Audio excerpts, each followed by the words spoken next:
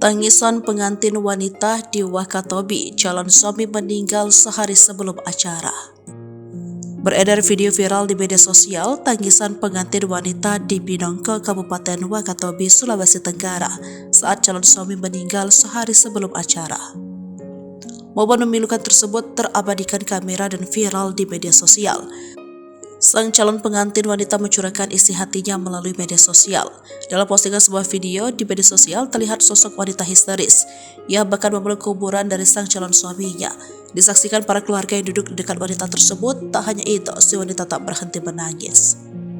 Bahkan tenda yang dipersiapkan untuk momen pernikahan berubah menjadi rumah duka. Sang wanita bernama Eka Kartini lantas menumpahkan rasa pilunya. Keheningan sang kekasih ini harusnya akan melangsungkan pernikahan pada Rabu 12 Juli 2023. Ia menuliskan curahan hatinya di media sosial Facebook miliknya. Eka Kartini memulai unggahan dengan ucapan salam kepada sang kekasih yang bernama Wawan. Ia juga tak hentinya berkunjung ke makam sang kekasih untuk sekedar bercerita tentang hari yang harus dilewati. Momen pernikahannya 12 Juli 2023 menurut Eka Kartini selalu dinantikan selama 2 tahun lamanya. Bahkan sang calon suami selalu mengungkapkan akan menjaga cintanya sampai mati untuknya.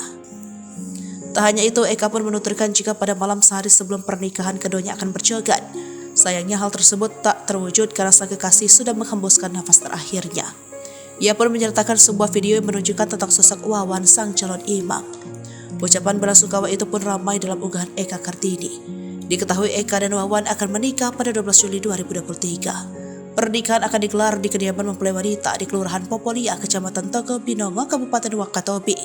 Bahkan undangan pernikahan tersebut sudah dibagikan pada 6 hari sebelum acara.